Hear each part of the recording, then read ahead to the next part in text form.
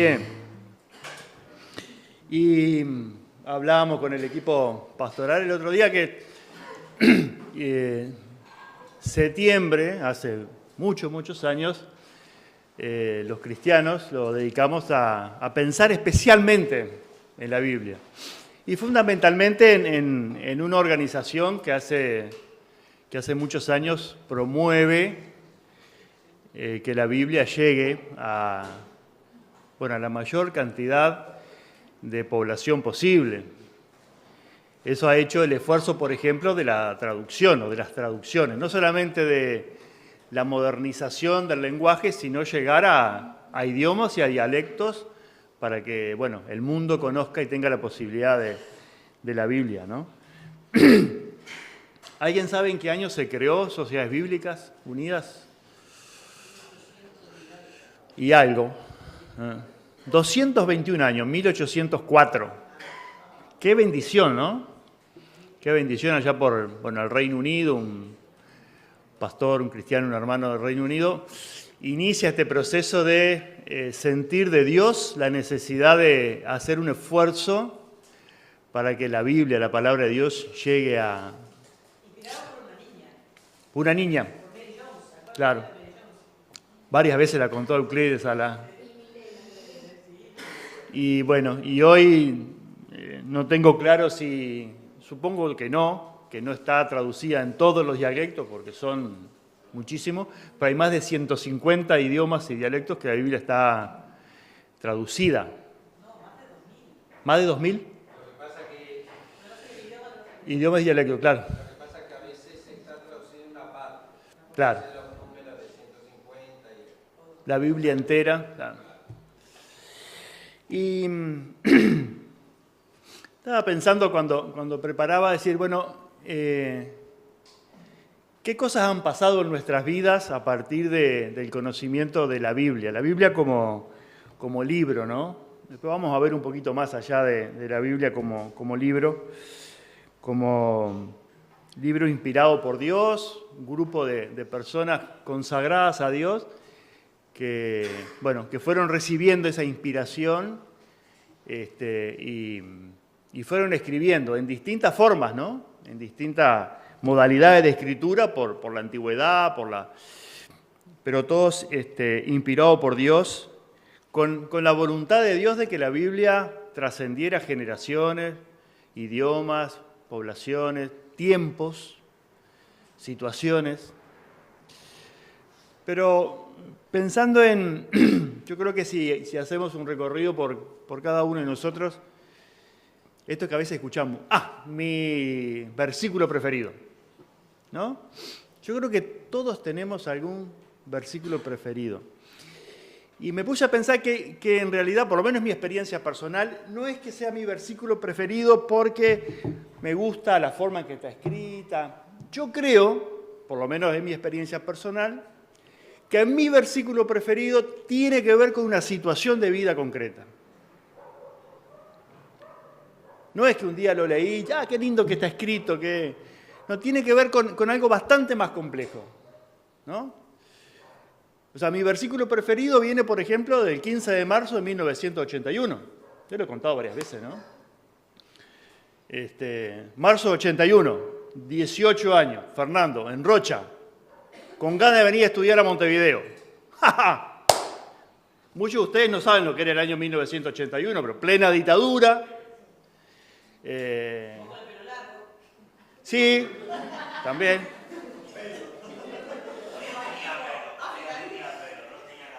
Plena dictadura, entre Rocha y Montevideo, o sea, venir de Rocha a Montevideo y pasar por el Triángulo de las Bermudas era más o menos lo mismo. ¿No? ¿Saben lo que es el Triángulo de Bermuda? Los viejos dijeron sí enseguida. Es una zona allá por el Caribe, frente a Miami, por ahí, que dice que pasan los barcos y se hunden. Bueno, venir a Montevideo era venir algo así como a la meca del comunismo. Venía a Montevideo, pasaba el puente y se transformaba en comunista. No era fácil venir. Otro dato que la mitad de ustedes no lo van a tener, salía tipo 19 y 25 la onda. Entonces estaba en la sede en la agencia que funcionaba en el hotel y restaurante El Trocadero, 18 de julio y 25 de agosto, y ahí salía la onda a esa hora y mis padres, mis hermanos, despidiéndome. Al punto de subirme, Josué 1:9. ¿Qué dice? Un mandato y una promesa. Mira que te mando, que seas valiente, fuerte, que te esfuerces. Digo, no, para un poquito, tengo un miedo, y me mandás esto. Y después dijo, pero confía, yo estaré contigo a donde quiera que vaya. Redondito, ¿cómo olvidarme de ese mensaje? Entonces no es solamente que un día dije, a ver, voy a leer algo en la Biblia. No, en un momento, o sea, la palabra de Dios en ese momento particular, no me lo olvido, es mi versículo preferido. Por supuesto que el Señor me lo ha ido mostrando también en otros momentos, digamos, ¿no? La palabra viva, yo creo que esto es la palabra de Dios viva. ¿Viva por qué? Porque vive en el momento que tú estás viviendo. En el momento que tú estás viviendo, la palabra vive en ti. La estés leyendo o la estés recordando o la estés cantando o la estés escuchando en una prédica en YouTube o la estés, un hermano te mencione un versículo, como sea, viva. Y Dios sabe cómo es su palabra viva. Y en esto a veces los cristianos tenemos discusiones en términos de dos cosas, ¿no? He escuchado a Melba abrir la versión 60, dice, la verdadera Biblia, ¿no? 1960, no pasó nada especial para que hubiera la verdadera Biblia, digamos, ¿no? Yo tengo versión Dios habla hoy. Es una de las tantas versiones que Dios ha inspirado para acercarnos la palabra, digamos, ¿no? Y entonces muchas veces nos enfrascamos en cosas que no tienen mucho sentido, más allá de que creo que algunas traducciones cometen algunos errores con este esfuerzo de alguna manera de acercar la palabra, de que sea sencilla, entendible. Se han cometido algunos errores, algunos se han corregido, pero la palabra viva es la palabra de Dios independientemente de las traducciones. Y otro elemento que a veces nos trae como algunas reflexiones o discusiones es el concepto de contextualizar la palabra de Dios. Y acá ya venimos a un tema un poquito más complejo, digamos, ¿no? Contextualizar. Los hermanos que hacen Langham esto lo manejan, ¿no? No arrancan ninguna predicación si antes no se contextualiza cuándo fue dicho, cuándo fue escrito.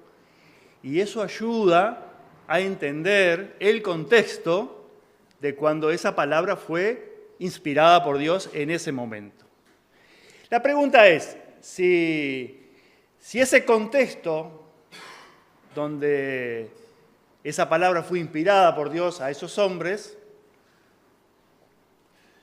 no hay mujeres que hayan escrito la Biblia, por lo menos que sepamos. Hay algunos libros que no se sabe muy bien quién los escribió, ojalá lo haya escrito una mujer. Capaz que por ahí tenemos autoras también de libros. Si es importante ese contexto, no menos importante es el contexto nuestro, personal, individual, social, de país, de comunidad, en el cual estamos leyendo la palabra. Entonces, creo que sí es importante la contextualización del texto, digamos, ¿no? Alicia hoy comparaba el tema de menciones a la muerte de niños, muy cercano a Jesús, ¿no? Cuando Herodes, claro, para eliminar a Jesús, y como no lo conocía, matemos unos cuantos, ¿no? O a todos los niños que encontremos. Lo mismo que Faraón. Exacto. O sea, no importa, tengo que cumplir con mis objetivos, digamos, ¿no? Y no importa la muerte de los niños. Bueno, de alguna manera, yo no digo en todos los casos porque hay tanta complejidad que no podemos decir que algunas muertes de adultos que matan o se matan con niños no tuvieron en cuenta el amor y la vida de esos niños, sino que solamente querían dañar a un tercero, una tercera, y arrasan con todo, digamos, ¿no? No digo esto porque no creo que no fue para nada la situación de Alicia. Creo que ella quiso eliminar de su contexto inmediato el sufrimiento histórico de mucho tiempo. Entonces, la contextualización de la palabra, ¿no? Aquellos tiempos, el lugar de los niños, estos tiempos nuestros, creo que la contextualización de cuando estamos leyendo la palabra nos ayuda a entender.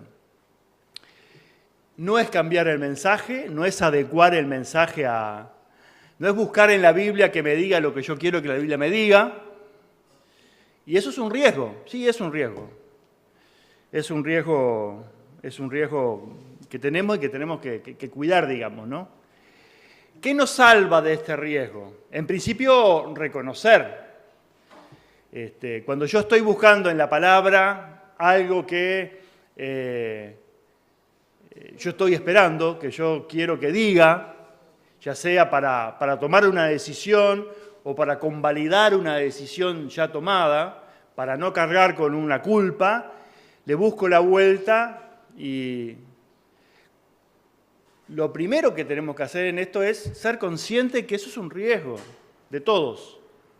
Todos podemos correr el riesgo de empezar a buscar en la Biblia justificar nuestras acciones. Solo la oración y el Espíritu Santo nos puede permitir gestionarnos este riesgo. Si lo reconocemos. Si no reconocemos que eso es un riesgo que podemos cometer, lo vamos a cometer y no vamos a estar preocupados por no cometerlo.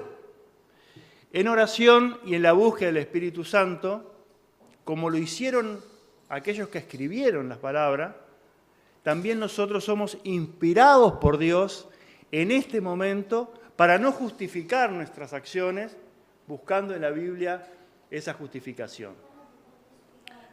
Pidiendo la ayuda del Espíritu Santo para contextualizar la palabra, pero no para justificar nuestras acciones.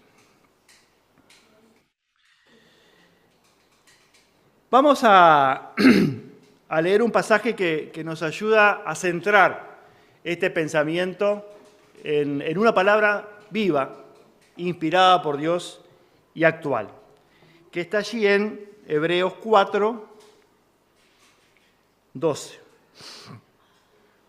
Alicia decía que en su Biblia marcaba cosas. Yo tengo marcado acá en la última parte del capítulo 4, que el 15 de abril del 2018 Lucas Cesari predicó sobre este texto.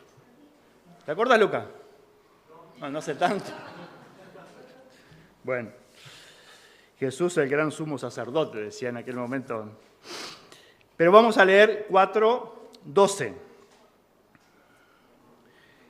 Capítulo 4, versículo 12. Porque la palabra de Dios tiene vida. No es letra muerta, escrita hace muchos siglos. Porque la palabra de Dios tiene vida y poder. Vida y poder. O sea, vive y actúa y hace cosas. Es más aguda que cualquier espada de dos filos y penetra hasta lo más profundo del alma y del espíritu, hasta lo más íntimo de la persona. Y acá quiero detenerme solamente a decir esto. No hay nada de nuestra vida que queda fuera de la incidencia de la palabra viva y del poder de esa palabra. La dimensión que nombra, ¿no? El alma, el espíritu, hasta lo más íntimo de la persona. Hasta ahí llega la palabra viva y el poder de la palabra viva. Y somete a juicio los pensamientos y las intenciones del corazón. ¿Habrá algo de la persona humana que queda fuera de esta llegada de la palabra? ¿Se imaginan ustedes algún área nuestra que no esté contemplada en el alma, en el espíritu, en lo más íntimo, en los pensamientos, en las intenciones del corazón?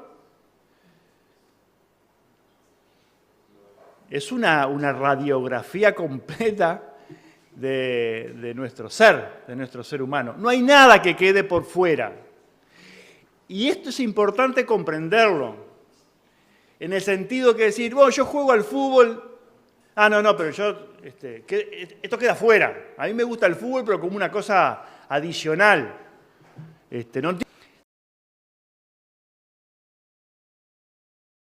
Sí tiene que ver. Tiene que ver con el cuidado, tiene que ver con el ser testimonio jugando al fútbol, tiene que ver con todo el ser humano. No hay nada que queda fuera porque la palabra es viva, ya es actual, vive, una cosa que vive es una cosa que se desarrolla, que se mueve, que la vemos, que la sentimos, que demuestra la vivencia y tiene poder. Algo vivo con poder, que llega a todas estas dimensiones del ser humano. No deja absolutamente nada de nuestro ser afuera, ¿no? Para aquellos que vienen conformando una nueva familia, una pareja, nada de lo nuevo que les vaya a pasar, nada, absolutamente nada, queda fuera del poder de la palabra viva de Dios. Nada, ningún aspecto. Y vaya si hay aspectos nuevos cuando uno encara una nueva familia, ¿no? Todo nuevo. Algunas cosas viejas se reconstruyen, se reacomodan y todo nuevo. Bueno, en todo eso nuevo la palabra es viva y tiene poder para ustedes. Vamos a leer el Mateo, a ver qué nos dice Mateo. Mateo 24, 35.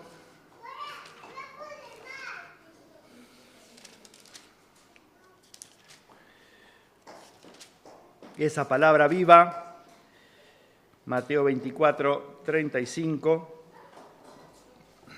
dice, el cielo y la tierra dejarán de existir, pero mis palabras no dejarán de cumplirse. El cielo y la tierra dejarán de existir, pero mis palabras no dejarán de cumplirse. Yo creo que esto se refiere a la actualidad en el sentido de que, aunque sintamos que nuestro contexto se derrumba, la palabra de Dios sigue siendo viva y tiene poder. No se derrumba con las cosas que se derrumban a nuestro alrededor. La palabra de Dios se cumple, tiene vida y tiene poder. Y también más allá de este tiempo en la tierra, en donde no existirá el mundo como existe, la palabra de Dios seguirá cumpliéndose. Y en esto de la contextualización, no estamos diciendo que necesitamos que la palabra de Dios se modernice, ¿no? Algunos de repente caen en ese error, digamos, no hay que modernizar la palabra de Dios. Yo creo que el concepto es la contextualización. ¿Qué me está diciendo esa palabra que está viva, que no quedó muerta cuando se escribió?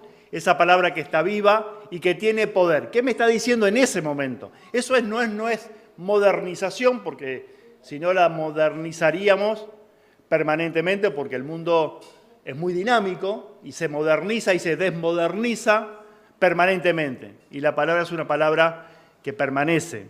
Pero sí la contextualización en el sentido personal de qué me dice la palabra a mí en este momento en el que estoy transitando. Y también un sentido comunitario. ¿Qué nos dice como comunidad de fe, como iglesia en este lugar que Dios nos puso en relación a la contextualización de esta comunidad barrial, la contextualización en cómo transmitir el mensaje vivo y de poder a niños que vienen en la en una situación de vida determinada, no son los mismos niños, no es el mismo contexto de cuando la iglesia en este lugar, hace más de 80 años, empezaron a venir niños del barrio. El contexto es distinto. El mensaje original es el mismo, pero la forma de presentarle el mensaje a los niños de hoy no es la misma forma que se lo presentaban Mario, Euclides, Milena, los primeros que estuvieron en aquellos tiempos.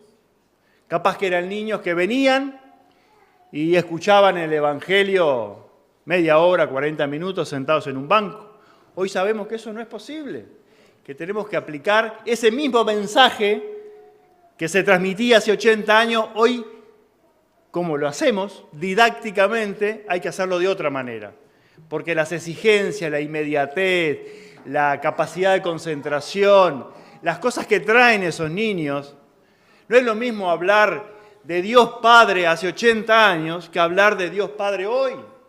Es el mismo Dios Padre, pero la realidad de los niños y la incorporación de la imagen de un padre hoy no es lo mismo, o es posiblemente no sea el mismo que cuando hablábamos de padre hace 80 años. Y eso es contextualizar, eso es contextualizar. Para muchos niños la figura del padre es una figura agresiva, es una figura que desean no ver. Entonces yo no puedo decirle Dios es padre si no trato, capaz que es Dios madre, capaz que es Dios abuela, capaz que es Dios vecina. ¿Cuál es la imagen más positiva que tiene ese niño de un adulto? Ese es Dios, ahí está Dios. No en el padre que, bueno, pasó lo que pasó. Entonces, esto es contextualizar. No estamos modernizando a Dios, estamos contextualizando el mensaje que Dios quiere que los niños reciban.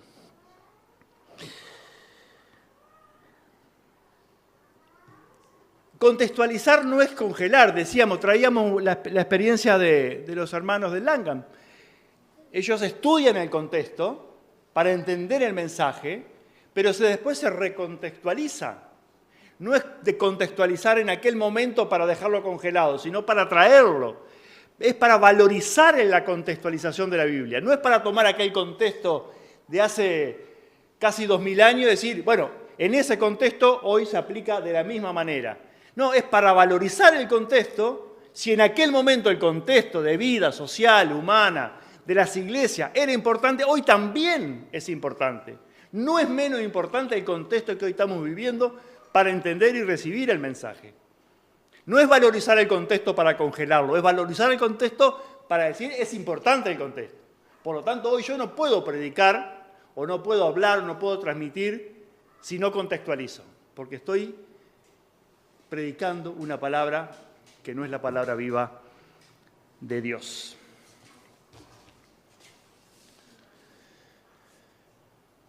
Y podemos tener como muchos ejemplos de estos relativamente sencillos. Yo traía el tema de los niños, ¿no? Creo que, bueno, tenemos una impronta como iglesia de que el ministerio de los niños históricamente ha sido muy importante, digamos, ¿no?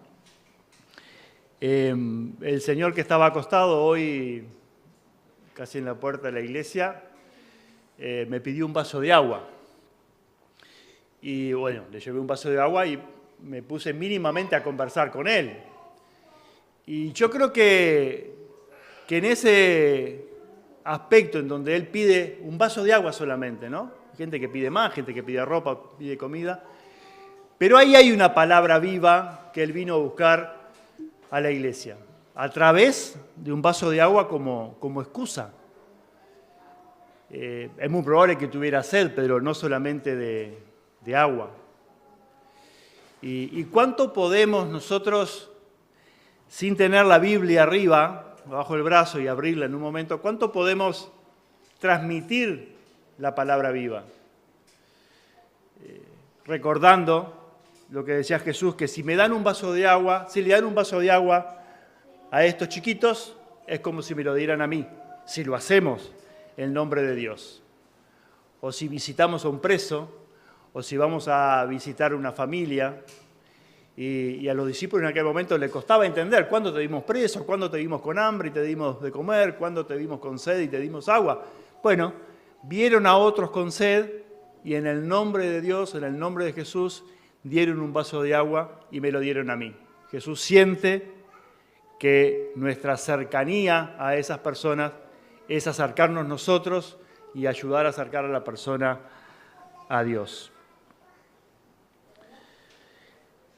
Frente a la violencia, Alicia terminaba la reflexión diciendo, ¿qué más podemos hacer?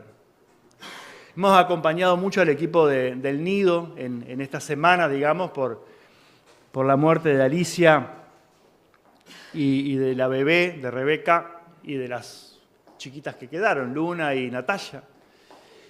Y es la primera pregunta que el equipo técnico, que estuvo todo el fin de semana, el 25 de agosto, muy cerca de la situación desde que nos enteramos. ¿Y qué más? ¿Qué cosa podíamos haber hecho distinto? ¿Qué más podríamos haber hecho para evitar esto? Y después en reuniones con otras organizaciones la pregunta era la misma. Y no hay una respuesta. O hay algunas respuestas, digamos, vinculadas a la salud mental.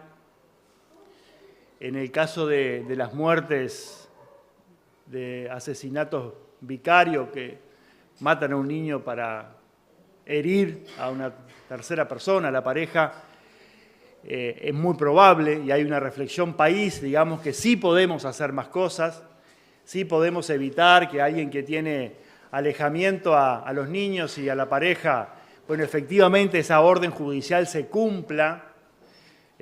La actuación rápida para evitar estas cuestiones. Bueno, ayer pasa una situación parecida y hubo una actuación rápida y se encontró también a un muchacho que había sacado a los niños de su casa y, bueno, lo agarraron rápidamente, digamos, ¿no? Y evitaron andar a saber qué cosa. Bueno, esas cosas en realidad son pasos que se pueden dar, estar más atentos, estar la sociedad en general más atento y más colaborativa para que estas cosas no pasen y la prioridad de proteger y la protección de los niños sea más eficiente.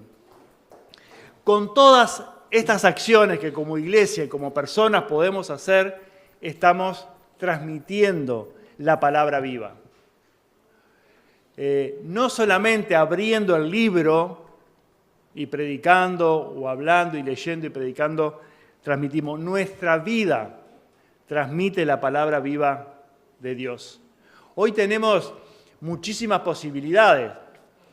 Ahora decimos no solamente, hermanos, vamos a abrir la Biblia, sino que también decimos, vamos a abrir y prender la Biblia, porque podemos tener la Biblia en el celular. Y qué bueno que es eso también, porque de repente estamos esperando al médico en la mutualista 20 minutos y claro, la Biblia de repente no la llevamos, pero sí llevamos el celular seguro. Y en esos minutos podemos abrir, prender la Biblia y leerla. En el ómnibus, en distintas circunstancias o en mayor cantidad de circunstancias podemos también tener. La Biblia, la aplicación de la Biblia en el celular tiene audio. Hay personas que no leen por distintas circunstancias, sí escuchan y pueden escuchar la Biblia y también tiene un sentido profundo. En conclusión, la palabra de Dios escrita y la palabra de Dios viva con poder, la que transmitimos con nuestro testimonio. Llevemos la palabra de Dios en nuestras vidas. Si podemos abrir el libro y si no podemos abrir el libro, también llevemos la palabra de Dios en nuestras vidas, en nuestro testimonio. Que Dios nos bendiga.